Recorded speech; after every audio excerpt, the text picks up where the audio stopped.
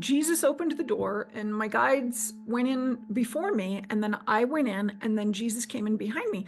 And the moment that my foot stepped into that temple, I was hit with this wave of love and a warmth I have never felt in my entire life. And the closest I can tell you is loving my son. I mean, that's the closest I can tell you. I literally, it was so profound. And I thought, oh my gosh, where am I? And there were all of these archangels and all of these souls sitting around this table. And I'm like, what's going on? I didn't know who anybody was, except I recognized Mahatma Gandhi and Paramahansa Yogananda. I recognized them. And then of course, Jesus and Archangel Michael, and then my other guides that I just met, but I didn't know who anybody else was.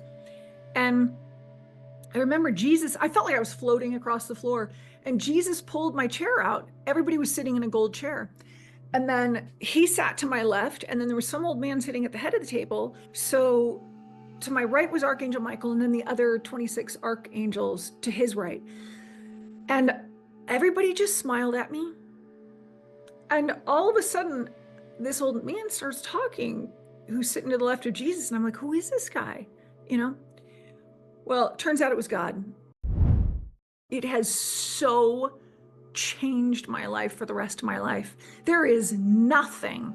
You could offer me $1 billion, $1 trillion to turn the other way and to say, well, you know, if you quit talking about heaven and if you quit talking about love, I'll give you this amount. And I'd be like, no, you can't buy me. You cannot put a price on the message of love that I got and that I've come back to share with people.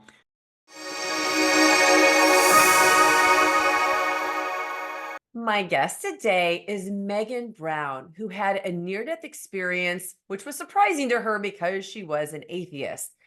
But I have interviewed so many people with near-death experiences, and I have to say that this is one of the most unique experiences I have ever heard of. Megan was taken into a room where she was in a council of a representative from almost every single religion that you can imagine.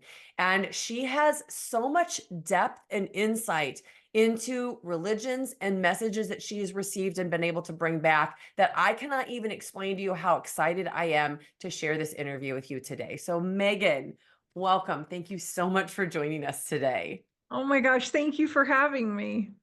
This is going to be such a fascinating conversation. When I first heard about your experience, I was thinking to myself as it went on and on and on in detail, God, I hope she wrote a book. And I don't normally start an interview this way. Like, I feel like I'm compelled to say this, like, this is one of the books that I am going to personally read because there is so much more information than you are going to be able to share in a 1 hour interview with the questions. And this is just so exciting. So why don't we start with, will you tell everybody just a little bit about what your life was like before you had this near-death experience? Sure, I'll give you the short version. So Okay. I grew up in a Catholic home, Roman Catholic. I did my, first Holy Communion, confirmation, things like that. And I had this dysfunctional family. I guess we all have that to some degree, but whatever. And then I had this, horrific car accident when I was 9 years old, and my best friend died, and she was like my sister. And it was just like my whole life changed. I broke both my legs. I had all of these things happen, and I had to learn how to walk again. I had to learn how to talk again. I had to learn all of this stuff.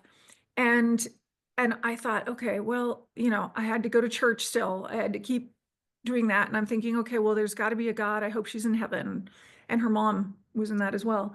And there was never really a solidified feeling for me of what God was or heaven was. I mean, I know what I was being taught in the Catholic Church, but it wasn't, I wanted to believe it, and I wanted to be a good Catholic. I did. And then at age 20 is when I was raped. And I realized that Okay, there is no God. If I'm raped in my own bed at a party in my own home with all of my friends there, and I was completely passed out. So I'd been drinking too much that night. And I just thought to myself, there can't be a God. And I remember having conversations with friends that I later met through work, and they were, talking about spiritual stuff, and I'd listen and I'd participate in the conversation, but I didn't really know what it was, and I really didn't have a belief system around what God and heaven was. I thought it was all a fairy tale, quite honestly. And so after my rape had happened, I remember saying privately to myself numerous times, I said, if there's a God, oh yeah, you're going to have to prove it to me. I Wow. I mean like proof beyond proof because I'm not buying this anymore. I am not Wow. buying it. Oh, you got your proof beyond proof. Well, thank you for sharing that because I did not know either of those things. I didn't know that you had lost your best friend in a car accident when you were 9. I did not know about the violation that happened to you in your own home. And I think anybody watching could understand why somebody would have those feelings and thoughts that you did.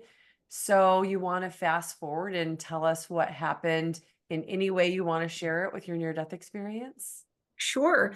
So I was married and my son was 4 at the time. And I was working out with a trainer. I was in the gym 3, 4 days a week. I had abs. I was so proud of them. And then I worked so hard and I was a stay-at-home mom. I was privileged to have that ability. And life couldn't be better, is what I felt. Life just could not be better. I was really happy. For the first time in my life, I really felt a wholeness. What I felt was a wholeness and complete. And I adored my husband and I thought that he adored me. And I had this beautiful child with him. And so that was it. That was my completion as far as I thought. And I remember thinking at one point, if this is how my life's going to be for the rest of my life, I'm thrilled. I will be so happy because I had a very rough upbringing. So I remember one night my son, we had friends over and they left. We had dinner and I put my son to bed, gone to bed, and my stomach started to hurt. I started doing yoga stretches. I'm trying to relax, do this whole thing. Pain is not going away. Long story short, I had to check myself into a hospital and had to get transferred from the city where we were living at the time, in Branson, Missouri, to where was it? Springfield. And that's where the hospital was that I was transferred to. So I was in there for 2 months. And when I very first got there, I remember just trying to get somebody to listen to me and to help me. And I remember at one point, the hospitalist who'd come in, he was getting angry with me because I kept complaining about pain. So basically, he stood there and said, "I've given you 2 milligrams of morphine. I've upped you to 4 milligrams of morphine. I think you're a drug seeker." I was so incensed because I didn't do drugs. I'm thinking, are you kidding me? This is the treatment I'm getting here? And there are people who've heard that part of my story and gone, oh, this is, drugs will do this to you and you'll have a near death experience like this. And I'm thinking, no, I don't know what drugs do to you, but that's not what happened here, because it has so changed my life for the rest of my life. There is nothing. You could offer me 1 billion, $1 trillion to turn the other way and to say, well, if you quit talking about heaven and if you quit talking about love, I'll give you this amount. And I'd be like, no, you can't buy me. You cannot put a price on the message of love that I got and that I've come back to share with people. So back to heaven. So at one point, oh, wait, before I got to heaven. So the doctor said what he said. And for the first time, I heard a voice, like he didn't say it to me. And it was he and I in this room together. I heard a voice say, make a scene, make it big, or you won't make it out. And I thought to myself, who just said that to me? I had no idea what was going on. So I thought, well, screw it. I'm in a Catholic hospital. I know how to make a scene here. I know exactly what to say. And I did. And he just stood there looking at me um, as though I'm on, maybe it's the drugs. Maybe he thought like this is a drug reaction or something. I don't know what the guy thought. I don't care. But he just stared at me like he couldn't believe it. So then I'm like, okay, well, apparently that wasn't a big enough scene. Well, my body was becoming paralyzed. So it's interesting. And I'm gonna tell you this. So my car accident where I broke both my legs, I had to learn how to walk again. I had my legs in traction for a month. I was in a body cast for like 4 months. Then I had another cast on my right leg for another like 3, 4 months after that. They were so severely broken. And so I had to learn to walk again. This is pivotal in my whole life, what I've realized. So here I am, and my body is going paralyzed. And I was paralyzed up to like my chest, but I could move my arms and I could, at that point, move my head. But I'm telling him I'm paralyzed. It's moving up my body. He didn't believe it.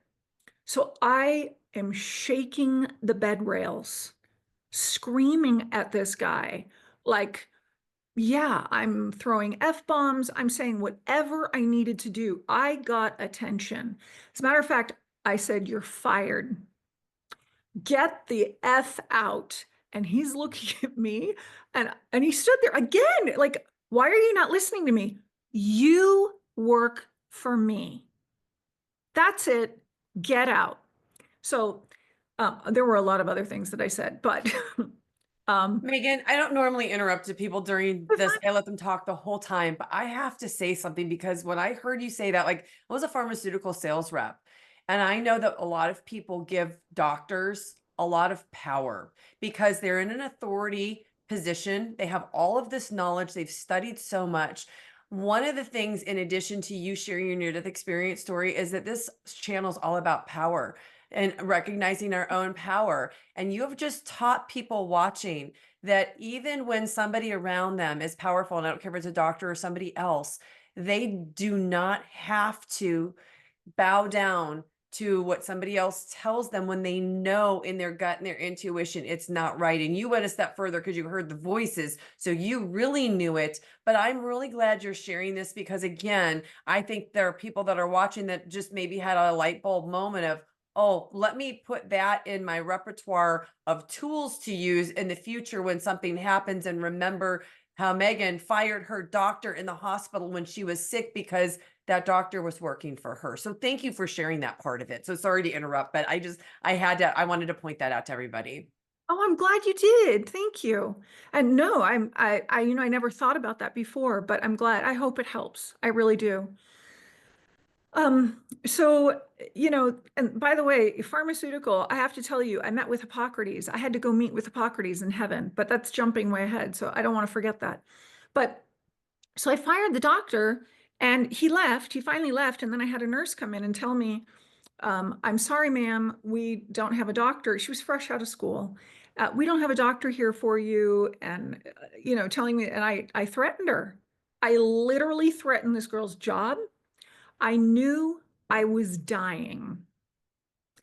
I knew I was dying. Like there was not anything more that I could do. I worked out in a gym 4 days a week. I was very active. There was nothing I could have done. And I knew this, and I was losing control over myself, and it was frightening. It was frightening because that's not a position, that I want to be in.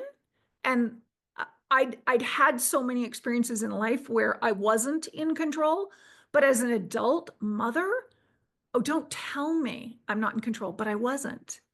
And so anyway, I threatened her too with her job. And then she I don't know, she just left. She didn't even say anything. She just turned around and walked out. I don't know how much time went by, but another hospitalist came in and it was a woman. And she looked at me and I was freaked out. I thought, oh my God, what's next? And I heard the voice again say, you can relax now. She knows what she's doing. And I scanned her like from her head all the way down her body. It was like this superpower came alive within me of where, when you can sense things with a person and you can feel things, it was so ultra on fire, like so powerful during this experience. Because what happens is when you're at your most vulnerable state, your energy, your being, your soul, your body starts to use other modalities of feeling, hearing, seeing, listening that we aren't even taught. So I don't even know how to explain that, but that's what was happening to me. Long story short, she orders one test. It hadn't been done yet of all the blood tests, and it was my creatinine level. And sure enough, I was in kidney failure. So that's why the pain. I'd been in kidney failure for days and no one was treating me for it. So, and it was really bad. So I finally then they didn't understand why I was in kidney failure. So they found out eventually, it took them 4 days, that I have TTP-HUS, which is a rare autoimmune disease. And the side effect is kidney failure. So it's thrombotic thrombocytopenia, purpura hemolytic uremic syndrome. So I've had nurses and doctors tell me, well, I studied that in school. Well, I've never met anybody who's had that. And it's like, yeah, I know. I know not many of you have. It's okay, because most of us die. Well, actually, you never die. But anyway, it's a very difficult situation to be in. So I get diagnosed with this and I'm taken immediately to dialysis. And then this head nurse meets me and she says, we need to do a blood transfusion. Do we have your permission to do a blood transfusion? And all I could think of were these kids when my brother and I were young, and they were hemophiliacs and they acquired AIDS from the blood transfusion. And I said, but wait, I can get AIDS. I can get hepatitis. And I'm like trying to think, why? No, you can't. She just repeated the question again, very firm and solid and like confident. And I heard the voice again, just say yes. That's what the voice said. Just say yes. So I looked at her and I said, yes. My whole life changed. So from that moment on, there was proper medication given to me. And that's when I went into heaven and I walked through the clouds and I could see this giant park. And it was like a park because there was just grass and trees. And then over to my left was Jesus. And I looked at him and I go, oh my God, you really do exist. Like I didn't believe in any of that. My rape back at age 20, no, I wasn't buying that. So Jesus smiled, opened his arms, extended his arms out for me to approach him, and I could give him a hug. So I gave him a hug, and then he turned me with him to walk with him, and he said, come on, we've got a lot of work to do. And I said, yeah, I know. You're dealing with me. So, because I was an atheist. So then we went and met my other guides, Archangel Michael, Saint Germain, El Moria, and Mother Mary. We had to step inside this golden capsule, and inside the golden capsule was like, I want to say it's a big, like what do you call the TV screens that are really wide? But there were no wires anywhere. But this was my life review. And I stood there and I'm watching my life. I mean, they had to pause it so many times because it was so painful to have to live through um, the emotional grief, the emotional abandonment that I'd felt, the unworthiness that I'd felt. I cried. Oh my God, I cried. I was sexually abused as a child. So I had to relive that. I had to relive breaking my legs and what happened in that car accident that I spoke of earlier. It was like all of this, and you hear other people's thoughts that are inside that moment with you. So it's so intense, and they would pause it and they would let me process and recover. And they would give me, they held the space for me, so to speak. And it was so sacred and it was filled with just love. And that they were there, they were not leaving me. They were, without saying anything. I mean, they did speak to me at moments, but without saying anything, I knew that they were saying something to me. So it was really, really very beautiful. So that was really intense. And at the end of that life review, they asked me, because they kept saying, they would ask me questions throughout the life review. And I don't remember how many times they'd asked me this, but they asked me this question. They said, so what do you think about this? They would pause and ask me, what do you think about this? And I'd look at them and I would answer whatever I was feeling and thinking at that moment. And so they would confidently say, this too shall pass. And so they'd turn the life review back on and I'd listen and watch and feel and engage emotionally again. And then at the very end, after we get through the end of my life review, I remember they asked me again, and I don't remember which one it was who asked me, but they said, so what do you think about this? Because they were showing me what was coming and they wouldn't let me remember that. And I know that they were showing me what was coming. And I looked at them and I said, I fully understanding on a soul level, I said, this too shall pass. And they said, you've got it. Okay. So then we left that golden capsule. I followed Archangel Michael into his golden capsule with him. And that's where I had this extraordinary experience with him, where he spoke Psalm 91 over my soul, held up his right hand, and the white flame was coming out. I mean, I wept as he was doing this. And at the end of this whole experience with him, he said, why are you crying, Megan? And I said, because I've been such an asshole to all of you. I've called you names. I didn't believe in any of you. I thought you were just a bunch of fairy tales and blah. I was totally honest. And I've had horrible things to say about the church and God and heaven. And I don't know what's going on with me because I didn't know really where I was. I mean, I knew it was heaven, but I didn't know for sure, you know? And he looked at me and he says, I'm not here to judge you. I'm here to love you. Oh my God, could you make me feel any worse? Okay. I mean, it was worse in a good way. So he said, come on. So the cherubs came in, 2 cherubs flew in and they had to dress me. So they were dressing me in this white toga and then they put a stole over me. And at the bottom of the stole was this emblem of earth with these 7 flames coming up, because indicating that I was a visitor. So Archangel Michael said, come on, there's a lot of people, there's a lot of souls who want to meet you. And I thought, what? They want to meet me? And so we leave his capsule and there are my other guides. And then they were leading me to this white temple that I see. It was close, but it was across this, like we had to walk over this little bridge. And then there were 2 cherubs. Each was playing a trumpet on these decks. They were each on a deck, small little deck on each side of the door where the temple was. And I'm thinking, where am I going? And all of this time I'm thinking, I just want to go home. I just want to go home. I want to get back to my son. I got to get this over with quickly. I got to get, what are the doctors doing? I mean, I was like thinking all these things. And then Jesus opened the door and my guides went in before me. And then I went in and then Jesus came in behind me. And the moment that my foot stepped into that temple, I was hit with this wave of love and a warmth I have never felt in my entire life. And the closest I can tell you is loving my son. I mean, that's the closest I can tell you. I literally, it was so profound. And I thought, oh my gosh, where am I? And there were all of these archangels and all of these souls sitting around this table. And I'm like, what's going on? I didn't know who anybody was, except I recognized Mahatma Gandhi and Paramahansa Yogananda. I recognized them. And then of course, Jesus and Archangel Michael, and then my other guides that I just met, but I didn't know who anybody else was.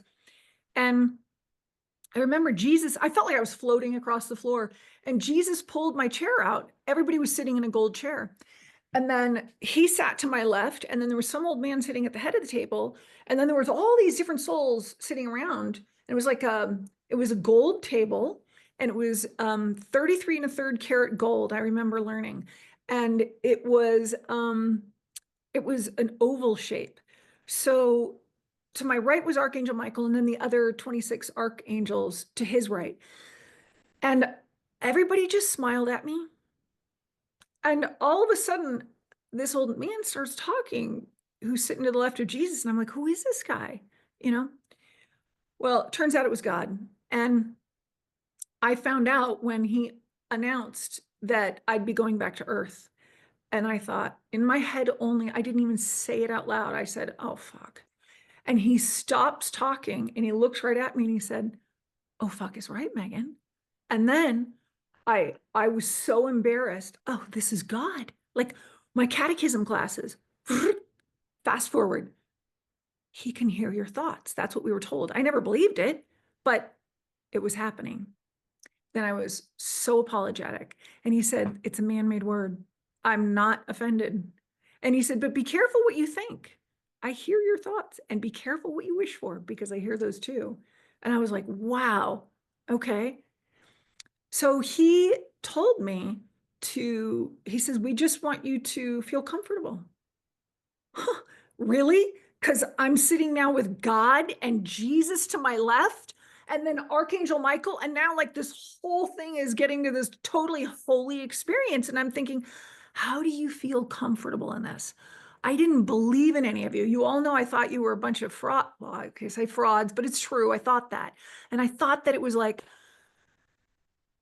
fairy tale galore. I really did. Grimm's fairy tales. I thought, yeah, no, this isn't happening. But it was, and it really did, and it really is happening, and it is the government that controls everything. But I didn't know it in that moment. So there were many messages that I got, and the first order that God gave me was, I want you to go back and tell everyone acceptance is synonymous with love. And I thought, okay. I just got All right. full goosebumps when you said that. Isn't that beautiful? It is beautiful. We have to tell everybody.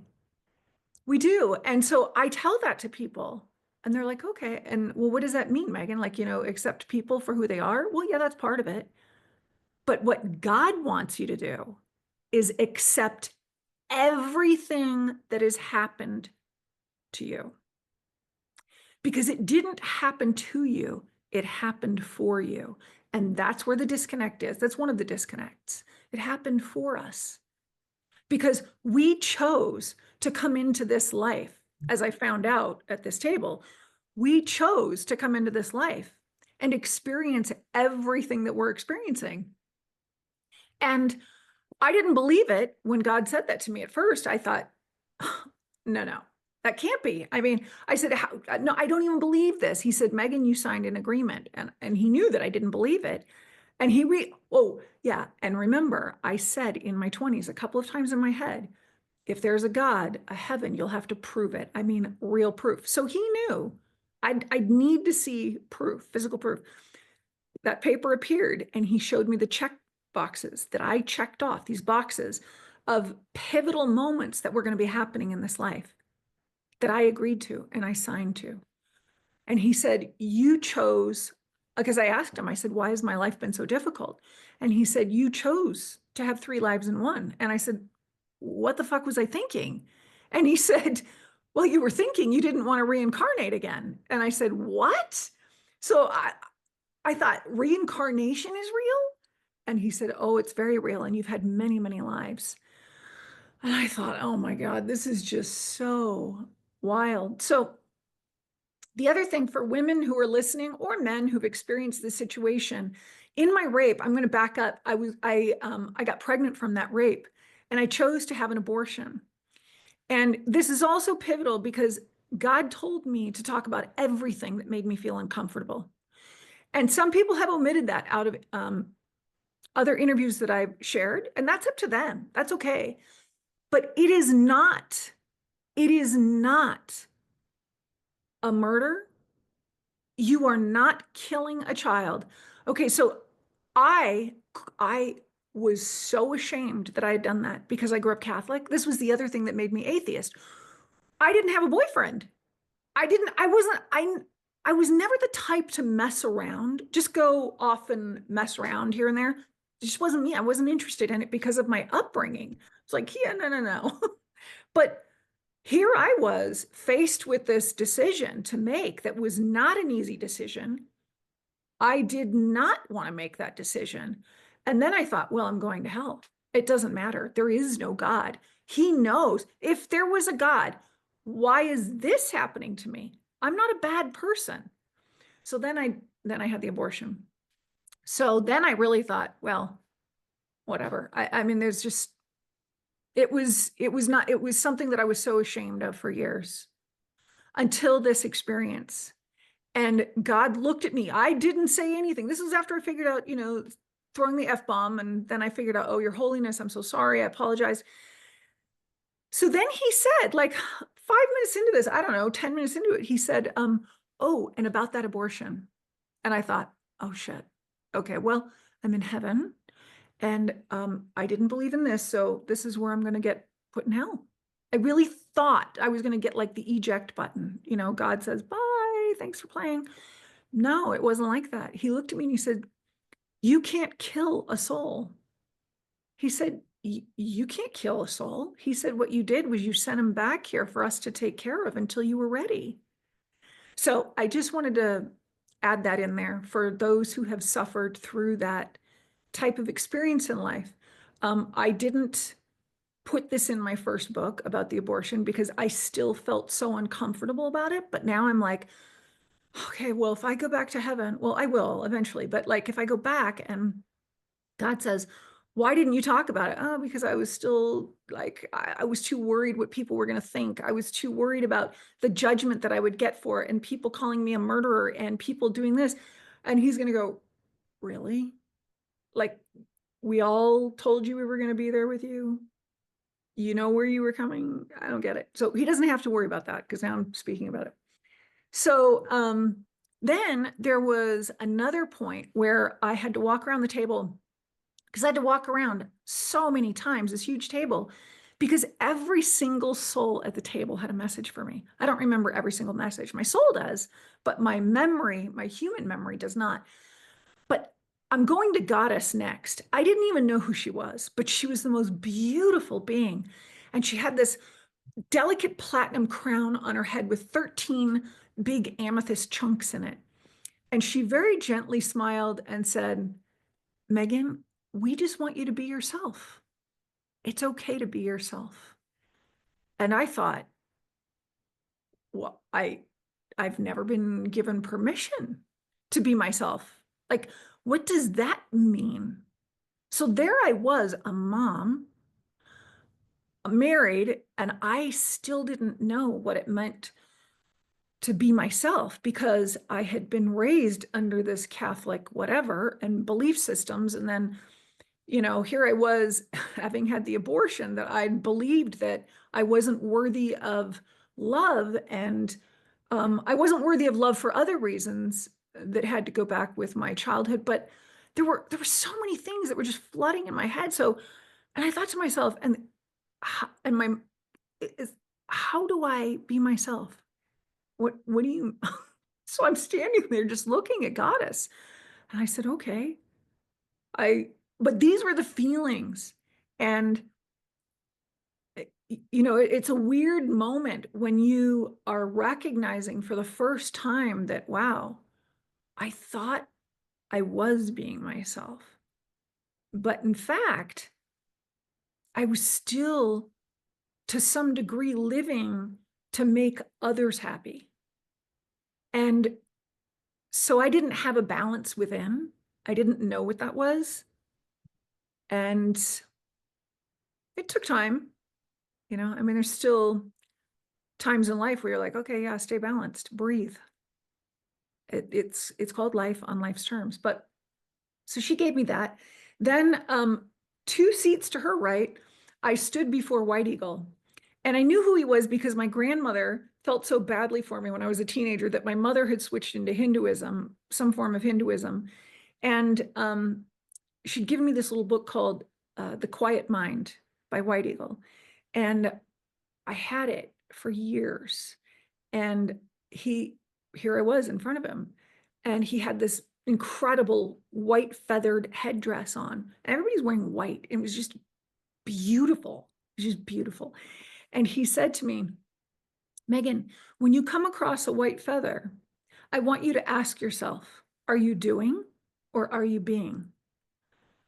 And I'm standing there and my face must have said everything because I didn't know how to respond to this question. So I'm thinking, and at the same time I'm thinking, I'm like, oh, I should have had this figured out because I was always really hard on myself. Like, I should have known. I should have had this figured out at this juncture of my life, And it's like, now I've learned that no, you don't know until you know. And that's how it works. So he could see the struggle on my face and he looked at me and he says, no, no, I don't want you to answer it. He said, I just don't want you to forget it. Oh, well, I've never forgotten that. Never. So that was really pivotal and really powerful. The next one that I'll share with you was with God. So as I stood next to God, I was standing to his left and I looked at him and he said, okay, Megan, I've got to ask you, do you find that you have expectations of people? And I said, all of the time. And he said, okay. He said, you're setting yourself up for disappointment. And I thought, wow, okay. Best therapy session of my life right there with God, right? So then he said, I'm gonna say something to you. And I was like, okay. He said, you're the driver in the car and I'm your passenger. And we're driving down the road. And all of a sudden you come to a fork in the road. Which way are you gonna go, left or right? And I thought this is a trick question. Like, I've got to figure this out. I'm literally thinking, okay, there's something more to this. What am I not getting? And he said, no, no, don't answer the question. He said, I'm always going to be your passenger. That's the point. It doesn't matter which way you go, left or right. I'm always going to be your passenger. So looking back, he was giving me the permission to make my own decisions and choices. And he was telling me in what he was saying that I'm along for the ride with you. I'm always going to love you. I'm never going to get upset with you. I'm never going to judge you. You're just moving through life, and this is what you're supposed to do. So those are the things that I felt after that. But then I remember I looked at him and I was very moved by what he had shared with me. And then I boldly asked him, and when with absolute respect, I said, can I touch your cheek? And he looked at me and he said, yes. And so I gently lifted my right hand and the back of my fingers to the left side of his cheek. And I felt his cheek like he was real. So I pulled my hand back and I was like, wow. I said, now I can tell people I've touched the face of God. And he just smiled. Everybody at the table smiled at me. Like no one, it wasn't, all I got was support there. All I got was support. So those are like the highlights at God's table. That's before getting into heaven. So if you want, I can stop right there or however you want me to go, because there's more that happened, but there's so much more. Okay, so let's do this. I like that you stopped and paused right there because there's a lot to unpack in here. And I have so many questions that I want to ask you about this part of it. Let's go back to the life review. The Mm. main reason I started interviewing people on this channel was because I felt like there was so much power in people understanding how the life review worked, because I think there's a lot of misunderstandings that we're judged. And in the life review, things are pointed out to us that we may not have even necessarily remembered that we did, that were shown that they had an importance that we may not have consciously understood at the time when they happened. And then also the ripple effect of what we have. So will you go back and just elaborate a little bit more about some of the things that you saw in the life review that really stand out to you, that made you contemplate when you came back? Yes, there's nothing to fear. And I had a lot of fear in my life. And yes, there were moments as a child, like, when you're sexually abused and you're being threatened, by an adult who happens to be your family member. I mean, what do you do? That's a whole fear that's like, as a child, that there's nothing. So you hold on to that fear is what I'm trying to say. But then that fear, it attaches to us. And so Well, it attached to me. I'll speak for myself. It attached to me in ways that I wasn't even aware of. Because as I stood there watching my life review, there were decisions that I made based upon fears that weren't necessarily, it's like they weren't necessary.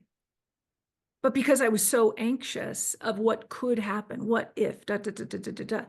And, how is it that you can't use your discernment, right? And so I'll say this, I didn't know how to use my discernment because what, what happened to me as a child was so weird and so dysfunctional and so much chaos in my life that how do you, so that was normalized, I guess is what I'm trying to say. That type of behavior and the not being there for your child emotionally, and checking in with your child. Are you okay? What's going on? Da, da, da, da. No, it wasn't like that. So those things were normalized. So I didn't have a discernment to glean from later on in life. So I found that there were choices that I made that were based from fear. And I didn't believe that there was love. I didn't think anybody cared. I didn't think that there was a heaven and that love really existed. I didn't think I was worthy of love. I didn't know that the power and the importance of holding yourself accountable.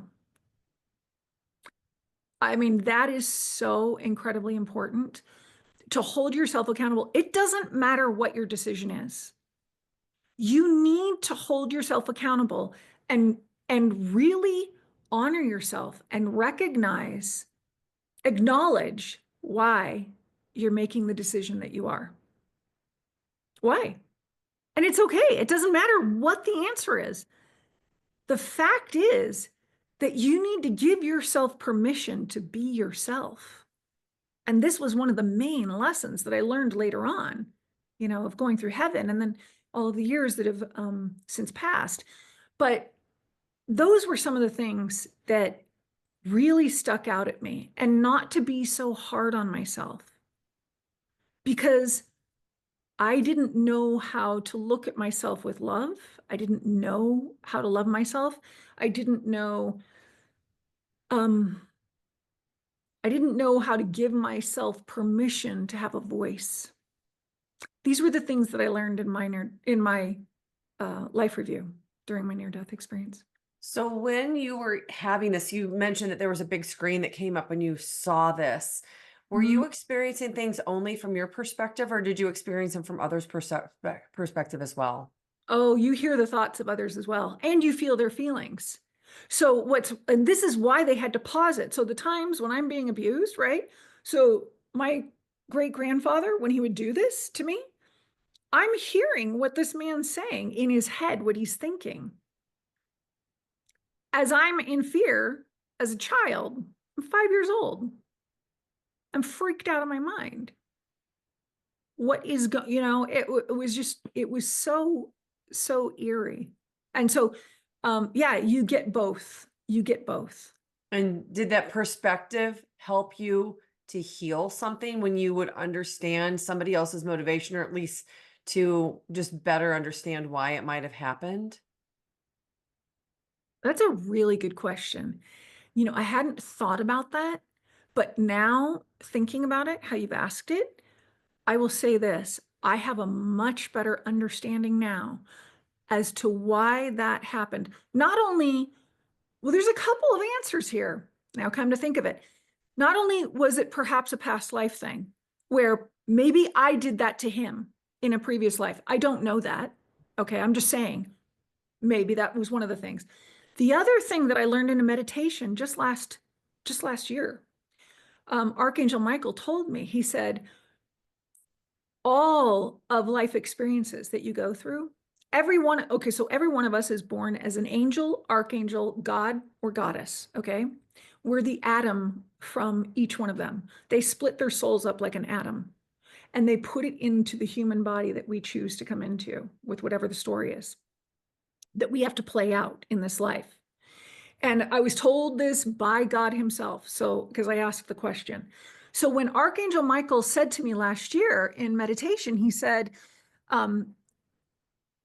you came in as an archangel, and your job is not only to correct what has happened in previous lives. So karmically, he said, but you still work for us. So it's like, think of the game of chess. Okay. You're going to put the pawns in front and you're going to surround that queen because she's got all control. You're going to surround her with everything to protect her. And you're going to move forward diligently, but with a lot of thought, right? And he said, your job is like that. It's like, this is how I can best describe it, is like the game of chess. Like, you are one of our pawns on earth. We're all pawns for heaven. So what we do is we move forward and we step in front of whoever has the power in front of us. And that person can knock us out of the way, or that person can correct themselves and not behave in the perhaps the way in which they had previously behaved. So we've just given them an opportunity to correct themselves in this life. We're a gift to them as they are to us. Because in that moment, what I believe now is that we're being reminded of who we really are. What are we made up of? Who am I? Now I know I'm love. That's all I am. I'm love. And my job is to talk about love and heaven as often as possible and just tell people about it.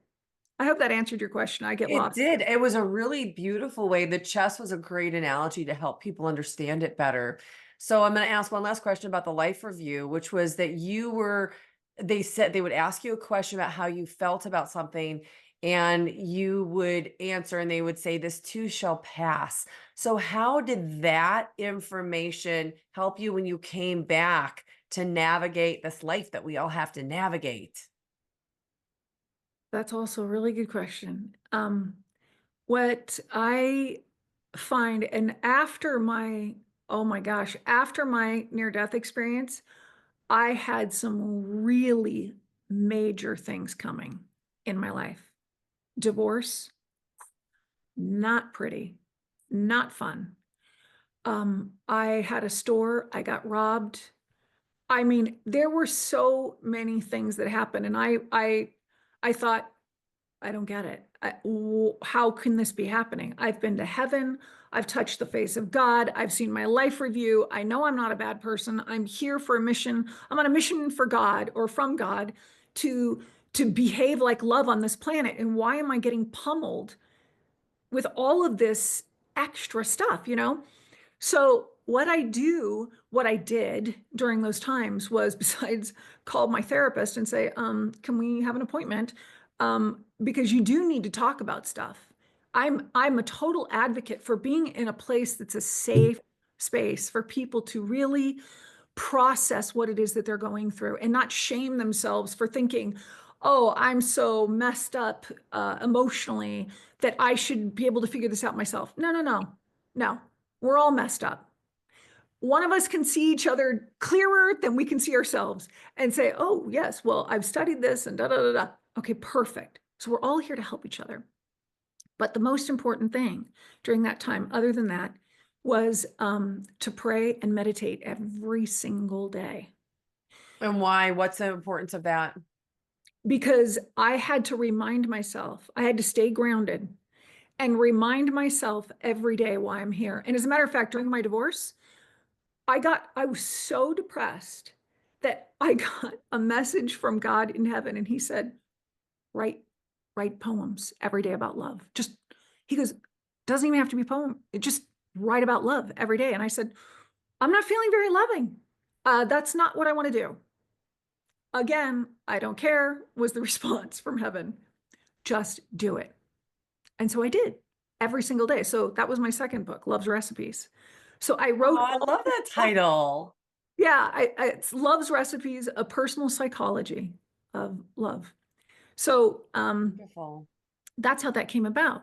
I was ordered to write about love. So what I found in having done that, my task from heaven to focus on love, was that as I did it, I felt clearer within. It would help remove, it would help lift the heaviness of the circumstances and situation that I was in. So it was And very this too shall pass. exactly, this too shall pass.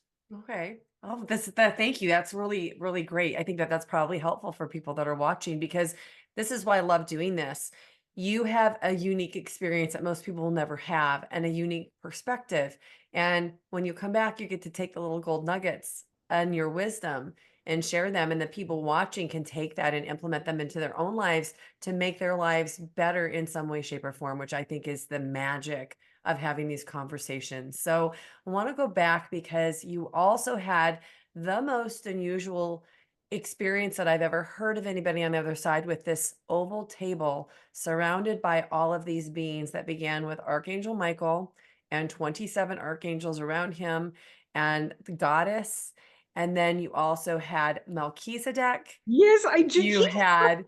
Sitting Bull, you had Hippocrates, you had Mohammed. So I'd like to elaborate a little bit more because you were given messages, and I know that like there's not enough time for us to go over all this. And I actually am thinking I might have you schedule a part 2 to talk about the heaven part because this is so much information and I want to do it all justice because there are so many questions I think that are pertinent to this part of it. But can you speak to a little bit more detail? And then when you're done, I want to share my synchronicity with your connection with White Eagle and the white feather that happened to me.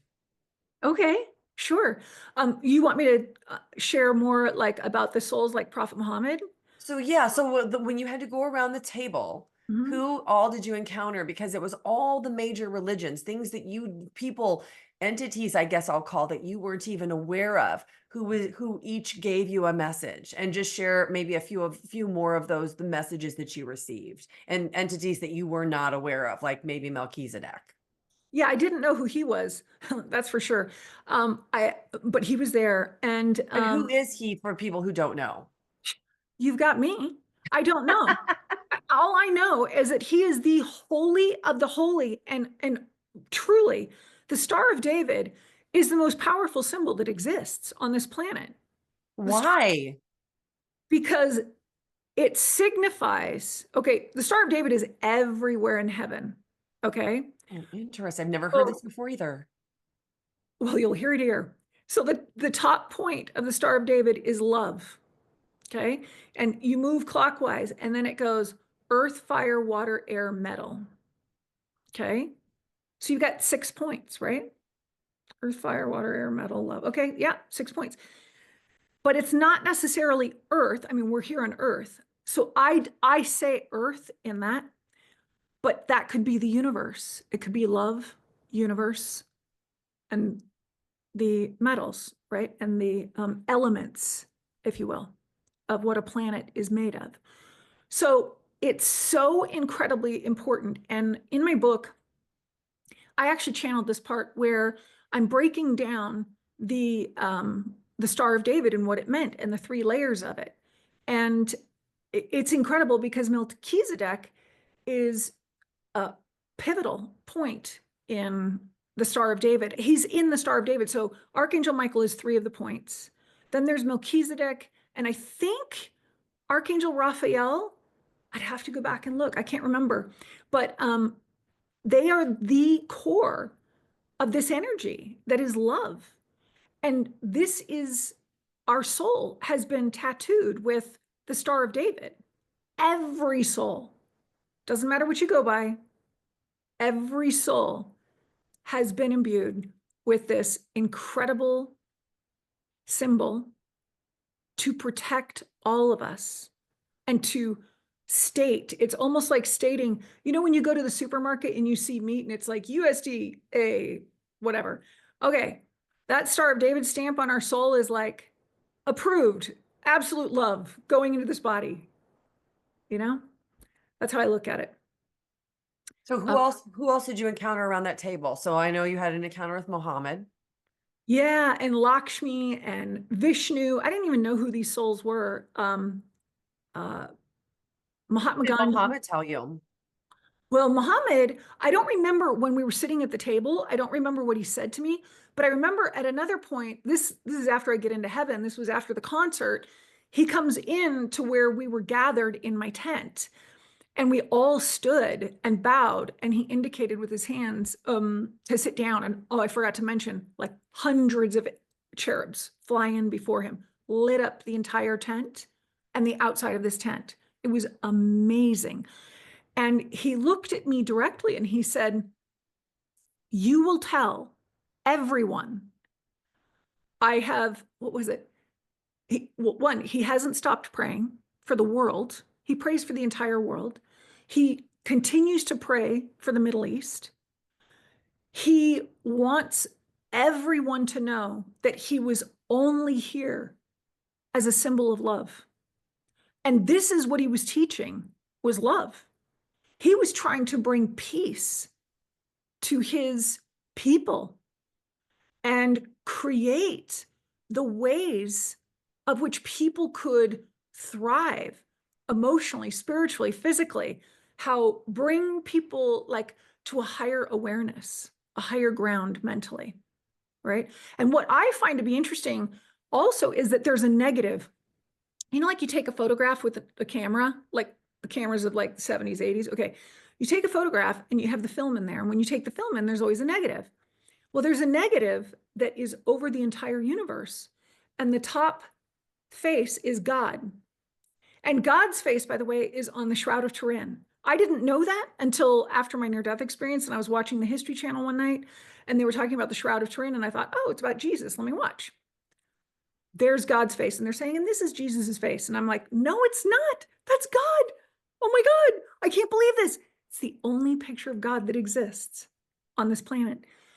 And no, they're not the same. And yes, I've heard stories and okay, I'm just telling my truth. So anyway, it's God's face, then Jesus's face underneath his face, and then underneath him is Prophet Muhammad.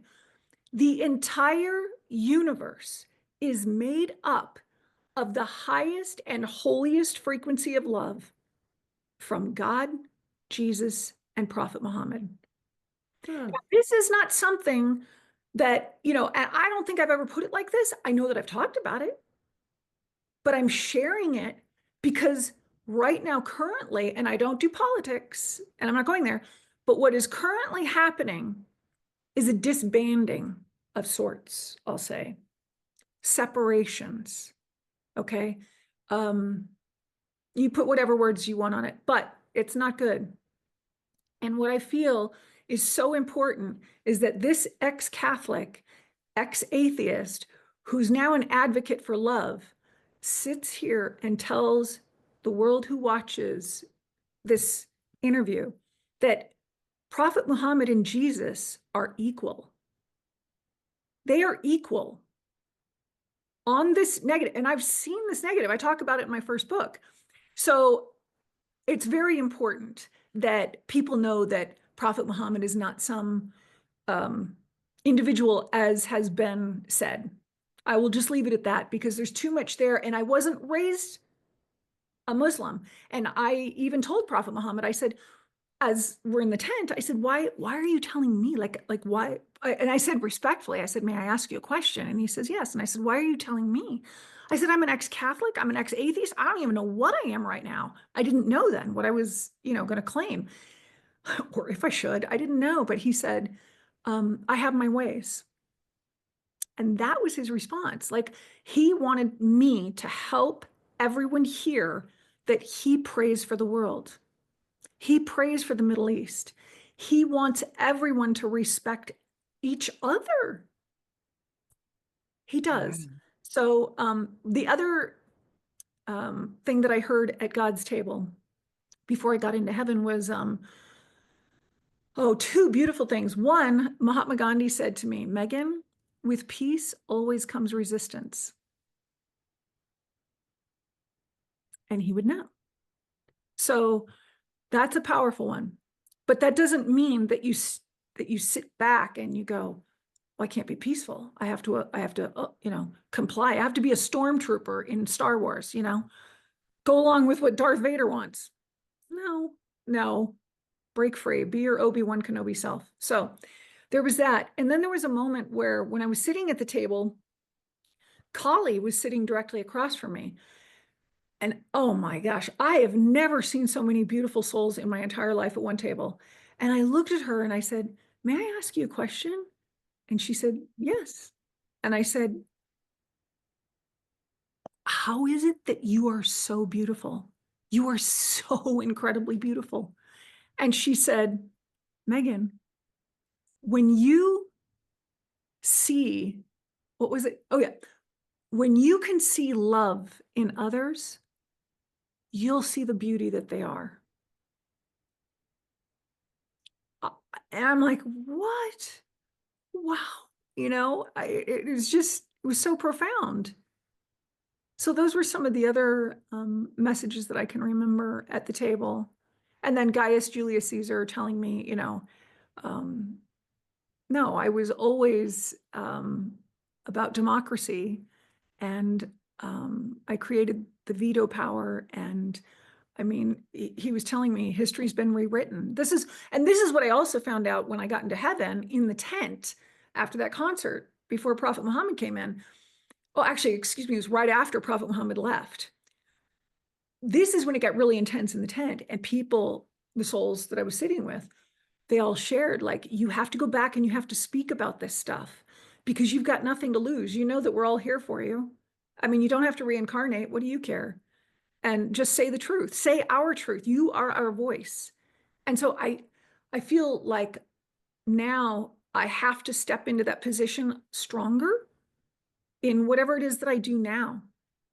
Because years ago I wasn't able, I wasn't ready to do that. And now I feel like I have to really take that responsibility seriously at this time of life now. It's very necessary. This is amazing. And I feel like we could probably sit here and have a probably 2-hour conversation Oh, we about could. all of these things.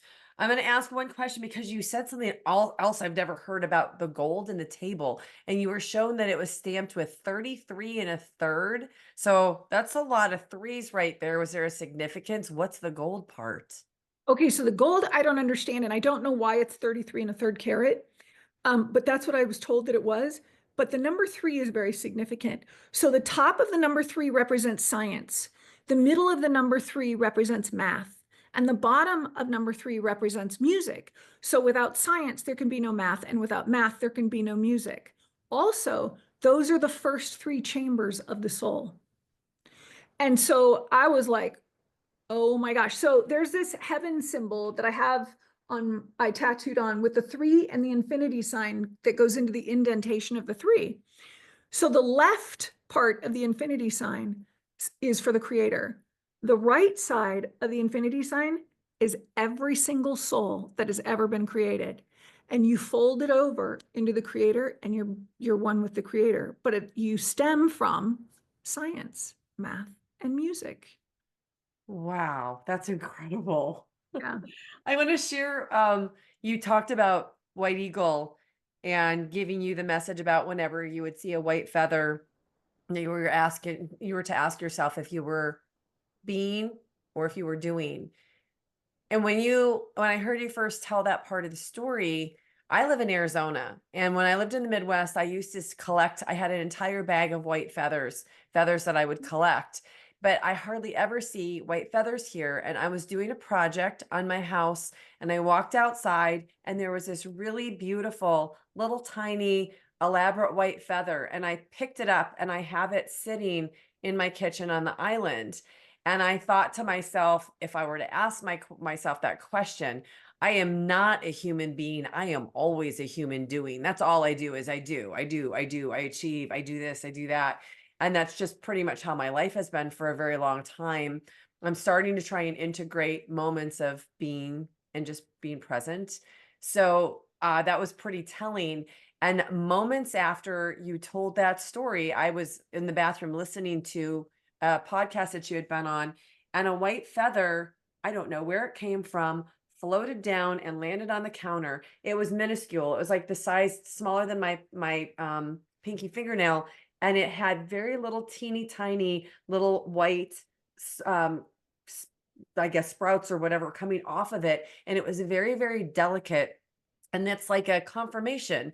And the crazy part for me is that this is in my house. I have zero, not one single down pillow in my entire house. Everything I have are foam pillows.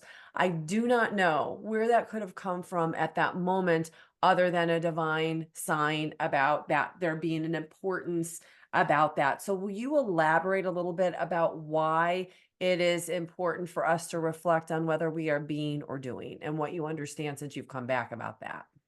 Sure. Thank you for asking that, because that has evolved even within myself. So then I thought that I was just doing, right? I was doing for others. I was doing to survive. I was doing to survive situations. I was doing whatever throughout my life, but I was never being myself. I thought I was, right?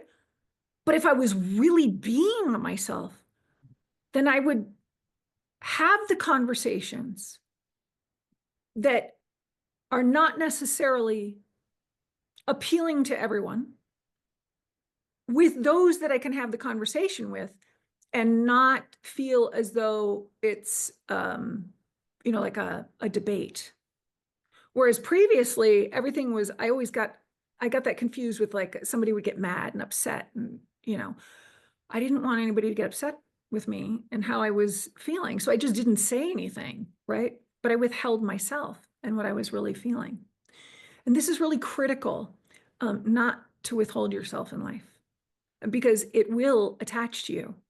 Everything that you do to yourself in your thoughts, this goes into what I'm teaching now, is around how heaven taught me about love. And so, well, that goes on, but let me answer the doing being. So as time has gone on, um, I've learned that my being, who I am, is being present in any moment wherever I am. So I'm bringing my mission of love or my truth to the conversation or the situation, whatever it is. When I interact with people, I'm bringing love in the conversation. I'm going to represent love. How would love behave in this situation? And so that's what I do for myself. So in the process of being, I'm also doing, because I'm doing for heaven. I'm doing what I have been assigned to do on this planet. I am to just be an example of love, and that is doing enough. So that's Hmm. where I feel I am now. I love that's doing enough. Okay, I'm going to ask you two more questions Okay. about this part. So, you said that you and Archangel Michael went into a space and he healed you with a white flame. Will you talk a little bit more about what that is and what was healed within you? Oh, wow. That was so powerful. It was Psalm 91, which is the protection psalm. Um, and look, I didn't know about Psalm 91. I mean, if I'd heard of it, I don't remember. In the Catholic Church, I don't remember. But in that moment, when he said it, and the white flame was coming out of his hand, it was so incredibly comforting and powerful. What he was doing is basically blasting me with so much love and his intentions for me to be protected through the words that he was using, because words are incredibly powerful. incredibly powerful. And intention, what is said can never be taken back. And what he said, I mean, I cried. It was that powerful. And I feel like when I work with people, um, sometimes I'm called to share with them that, you can call on Archangel Michael, ask him to speak Psalm 91, Aramaic version, over your soul. It doesn't matter what you believe. It doesn't matter. Those are man. Again, another gold nugget. Yeah. That's amazing. Thank you for sharing that. All right, the last question I'm going to ask you is, will you elaborate on what God told you about people and souls and where they come from? Yeah. Okay. But it's gotten even deeper since this Okay. conversation with God in heaven. Okay. Because I had another visit, and this goes on recently. But what he told me was that we are. Wait, how did you? So what? How our souls are created? Well, I think you mentioned that all souls come from stars. Oh, yes.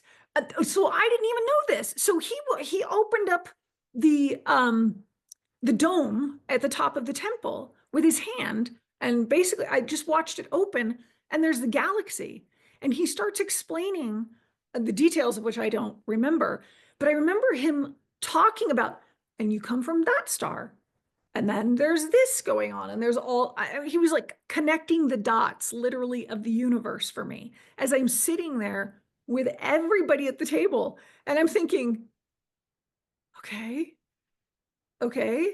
And then I thought I was being smart, and I said, well, God, I mean, there's hundreds of thousands of people dying right now. How is it that you're here with me? And he looks at me and he says, Megan, I'm an atom.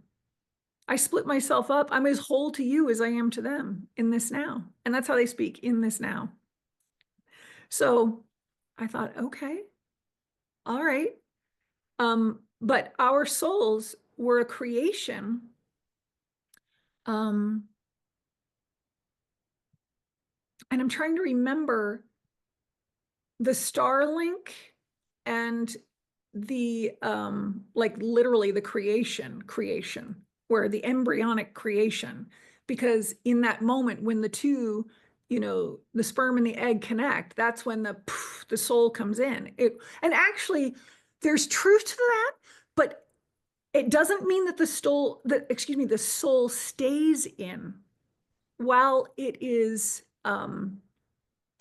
being created in the mother's body. It doesn't mean that. The soul can step out. Oh, yeah, it's still growing. All right, checks in, comes in and out. I learned that they can go in and out. Souls can go in I and have out. heard that also, and I love that you brought that up because Christian Sundberg, who had a pre-birth memory, talked about practicing putting on the veil of forgetfulness before he came into his mother's body as a soul. And it didn't sound like he was there from the very beginning of what would be the conception. It sounded like he came in very much later. And so I've heard people say things like, our pets can come back to us. And I thought about, well, how in the world would our pets come back to us? But I suppose if we choose a pet, that soul could decide to just be incarnated in that. They know what we're going to pick. So it seems like an impossible parlor trick, a magic trick from our human perspective, but from the soul perspective, it would be very simplistic. It would be like us putting an earmark on a book page because we know, and writing a note on that book page that we give to somebody because we know they're going to get to that page and they're going to read that. It's kind of like that, I think. Would you agree with how the other side works? Yeah, I mean, but it's so complex. There's so much that I still don't understand. And that I still don't have the answers to. But I mean, yeah, it sounds like it. And when you said magic, I was like, oh yeah, God also said this. He said, love is magic, magic is love. And I Hmm. thought, wow, okay, magic is real? It is. It is. I agree that it is, because how else could we get these elaborate synchronicities without their feeling like being in a place of magic. Mhm. Oh my gosh. Well, I'm going to ask you this question first. Will you please schedule to come back on so we can finish this conversation? I haven't had to end any interviews this way to do a part two, but we have been talking for an hour and 15 minutes, and Oh, I have a corporate job and I have to get back to the corporate job, but I want to have the conversation of all the things that you experienced when you stepped from God's table into the heavenly realm. So if you're able to do that, I'm going to end it here. But before I do, people who are watching are absolutely going to want to connect with you. And I want you to share where they can find your book. So how can people work with you? What do you offer? And in the next interview, I promise we will also talk about your abilities that you came back with, because I know that that's part of your story as well. okay. Yeah, they can go to on my website, conversationswithmegan.com. You'll see, like, I offer retreats. My book information is there. The readings, they'll read more about me, so you can go there. And also you can go to my Facebook page, Megan Brown, and I have Heaven's Connection as well. And yeah, and I just post about love all the time. And I really want to encourage people to post about love with me. Like, look, as long as you're sharing about love, just share, you know? I think it'd be great. Well, I want to point out to everybody that Megan's background, if you look at it, to me, I recognized it instantly. To me, it looks like Sedona. She Yeah. lives in Sedona, and I'm going to guess, I'm going to go out on a limb here. Are your retreats in Sedona? And everybody watching who has been on a spiritual journey for any length of time knows that Sedona has a very special draw. For me specifically, it is the biggest reason I moved to Arizona 9 years ago, was because of Sedona. Magical place. It is. And there was one other thing I wanted to mention that I didn't, Sure. that I don't have on my website, I don't think, but once a month, every second Saturday, my friend Shakina Rose and I, we've both had 3 near-death experiences. We do channel, like, she sings angel codes, and she's a songstress now, but she never sang previous to her out-of-body experience, and, or excuse me, near-death experience. Then I do what I do, and I share messages from heaven, and we collaborate for 2 hours. And there's one coming up this Saturday. So, Well, these videos live in perpetuity. So I will say that this Saturday would be the 9th or the 8th, yeah. 8th of March, 2025. So it's probably, the video is going to be out after that Okay. already happens, I'm sure. But Okay. anyway, this has been such a great conversation, and I want to thank you from the bottom of my heart and soul for wanting to share these messages, for being vulnerable, for sharing about what happened to you with your abortion and what you learned about that on the other side, and all of the trauma that you've experienced in your life. It takes a lot to put those stories out there and open yourself up to people wanting to make comments about whatever you've experienced. So thank you for what you are doing to wake up the collective, Megan. It is so needed right now. Thank you for what you're doing, and thank you for everything. And as they said in heaven, blessings received. That's how you say thank you in heaven. Blessings received. A blessing. Well, and thank you for everybody for watching. Next up, check out this playlist of other NDE interviews. Please like and subscribe. It really helps this channel to grow so I can bring you more content. Thank you for watching. I'm so glad you're here.